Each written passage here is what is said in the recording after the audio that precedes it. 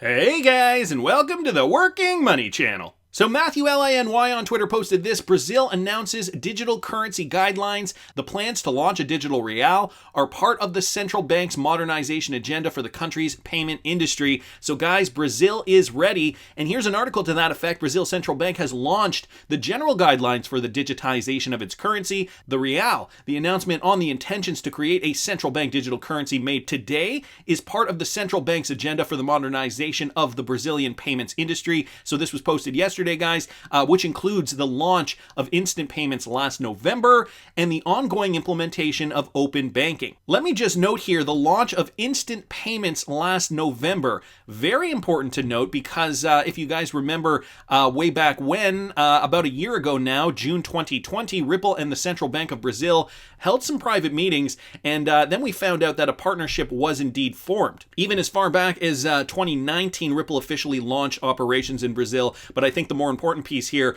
was Ripple's connection to the Brazilian central bank. Nevertheless, this is all great news. Brazil will be running on Ripple. So when it comes to implementation timescales, the central bank noted there are further discussions to be had before Brazil's CBDC becomes a reality. So here's a quote: "Before defining the presentation of an implementation schedule, the dialogue with society will allow a more detailed analysis, not only of use cases that may benefit from the issuance of a CBDC, but also the most appropriate technologies for its implementation," the institution said in a statement. The Brazilian Central Bank's digital currency broad guidelines follow the launch of a study group last August to analyze the positive impact as well as the risks involved. Of course, there are always going to be different risks and impacts, and it costs money to develop one of these things, so it's going to depend on each country's economy if it's worth it for them or not.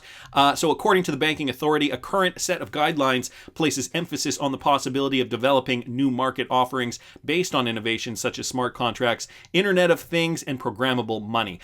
This is great news, guys, for the country of Brazil. Of course, there is a Ripple and XRP connection, even with the central bank. Not just little fintech firms for cross-border payments utilizing RippleNet, but the Central Bank of Brazil did hold private meetings, and I do believe that they are now officially a Ripple partner. Anyway, got to thank Matthew here on Twitter for posting that. Guys, I also saw this. This came up in my feed. First Ontario Credit Union launches digital-only offshoot with Ripple-enabled Temenos. So Temenos, the banking software company, today announced that Savin Financial, a division of First Ontario Credit Union, has gone live with Temenos Infinity and Temenos Transact. The digital-only Greenfield Credit Union offers high-interest savings accounts and guaranteed investment certificates, or GICs, with highly competitive rates, leveraging Temenos' technology to deliver a fast, seamless digital experience. And Savin, for those of you guys who do not know, is a new destination for savers who want to see their money grow with consistent competitive rates and make an impact on their community. Available online and on mobile devices to Ontario residents, this easy-to-use, straightforward, and secure platform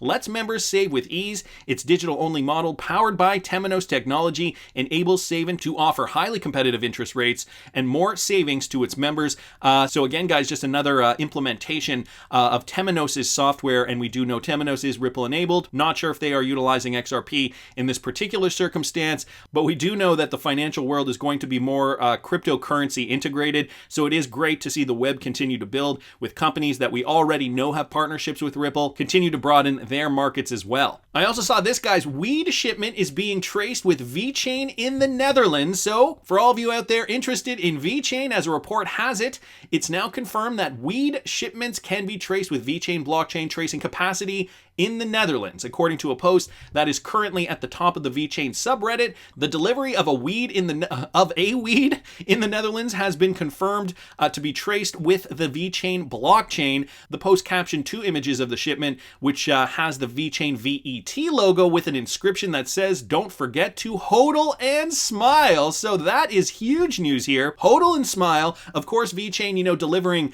more solutions for traceability, supply chains, and businesses all around the world are going to need to use this type of technology. It's just going to be a lot easier to be able to track your goods and services. So now the Netherlands using it for weed. I love this, though. Don't forget to hodl and smile. VeChain putting it out there, right? If you own the VET token, they are seeing value being derived from the VeChain platform. And the CEO, Sunny Liu, of course, very, very intelligent guy, clearly realizes that his company is going to be quintessential for supply chain management in the future. So for all you VeChain hodlers, don't forget to hodl and smile. Gonna keep going, guys. I saw this. This was just on Twitter here from RippleX at RippleXDev.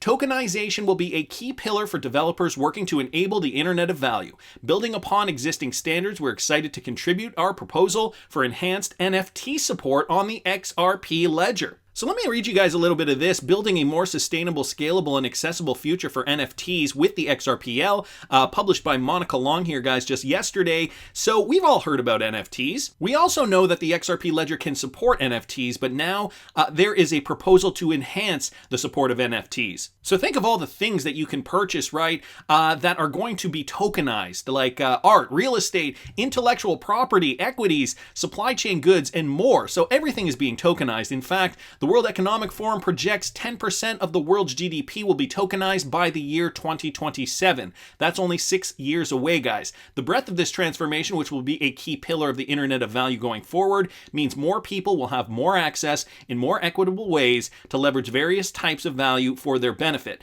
But achieving impact at scale across so many types of assets will require the interaction of different blockchains and existing Internet of financial infrastructures. This presents a unique opportunity for the XRPL, a blockchain that was created with the design and performance characteristics necessary to handle all types of currencies or assets with high efficiency and at a low cost. So the XRPL already poised to be able to function in this way. And then it seemed like NFTs just came out of nowhere. It was all the buzz for a little while. There was even a sketch on Saturday Night Live a couple of months ago with regards to NFTs. Well, the XRPL has also been created to be able to handle NFTs. And right now we're seeing that there is a lot of friction with current blockchains with regards to NFTs. But the XRP ledger, they can do better. We believe the XRP ledger is ideally suited to deliver a superior user experience for NFTs and tokenization more broadly. When combined with a robust suite of tools and resources, the innate performance advantages of the XRPL and its native digital asset XRP will enable developers to seamlessly experience for NFTs. It goes on to talk about cost-efficient NFTs because, right now we are seeing high gas fees on the Ethereum blockchain, and so that's just not going to do. Thankfully, the XRP ledger was built to be a more cost-efficient, scalable blockchain, and its coming federated sidechains aim to prevent the potential risk of clogging the network as NFT transactions take off. So, federated sidechains, this is something else that we should be paying attention to.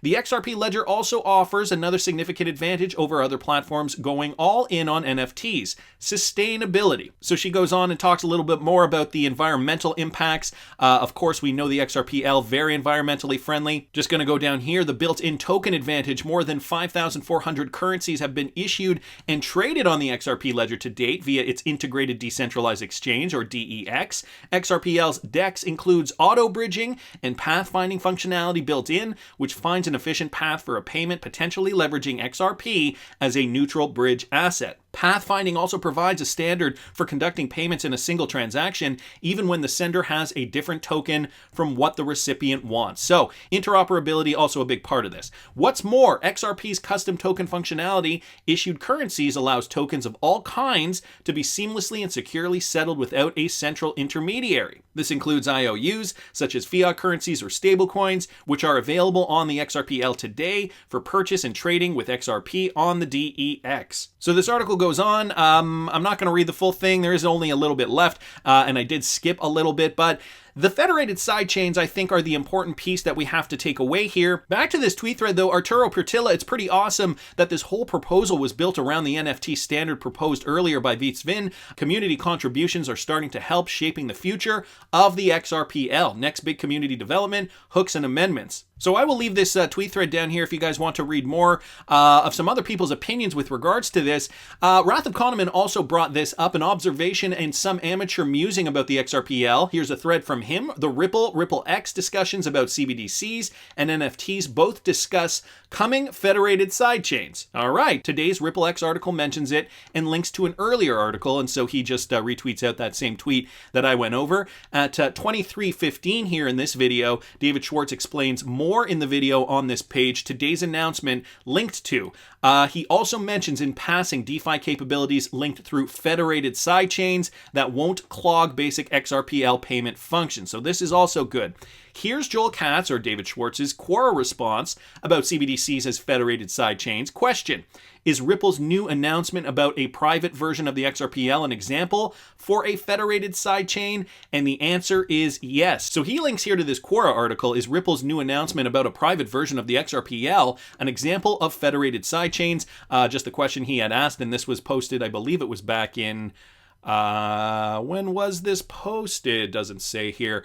A couple of months ago. I guess it was whenever the private XRPL news came out. David Schwartz answers yes. And then the question is, can these ledgers transact with each other using their own native currencies without using the public ledger native currencies like XRP or ETH? David Schwartz also replies, yes, I've never believed in the strategy of trying to force other people to use the technologies that you want them to use, but instead make it as easy as possible for them to. That way the users get the best possible experience and you have as many users as possible. You want the users to be able to easily use XRP if it's the best solution to their problem. If Ethereum is, you want them to use Ethereum. That way each technology will capture the users where it provides the best solution, and the platform as a whole will be amazing. An analogy I sometimes use is Twitter. Twitter wants the internet to be as amazing as possible because otherwise people won't have phones with internet access, home internet access, and so on. It's because Twitter's competitors built the market for internet access that Twitter has, in fact, a target market. People with internet access. And so it's sometimes difficult for us to think of it in this way, but these guys are thinking about, stages ahead. So Wrath of Kahneman continues here. So seems to be a lot riding on federated sidechains as an expansion of the XRPL without burdening it. CBDCs, of course, but companies could deploy DRM rights on these sidechains. So like, for example, your iTunes, Netflix rights hosted on the XRPL. Doesn't XRP become the most efficient to pay then? Think about it for a second, guys. He also concludes by saying, in summary, it turns out the interoperability the ledger was looking for was with itself all along. The XRP ledger is really going to be utilized in a lot of ways, and we are just starting to see developments occur that are going to transform the world. I don't think we can even fathom how they're going to transform the world right now, but it's interesting to note, these federated sidechains definitely built as an extension, as Wrath of Kahneman puts it, that won't clog the basic XRPL payment functions. We need more verticals on the XRPL because more verticals ultimately means more use cases for the XRPL, ultimately for XRP. And if there's more use cases for XRP, that just means there will be more demand for XRP, guys. The more demand there's for XRP, the price goes higher, and you and I ultimately will get richer. That's how it works, but that's just my opinion. I want to hear what you guys think. Please subscribe to the channel if you haven't already. Like the video if you like the content I'm providing. I always love hearing your comments. See you in the next one, guys.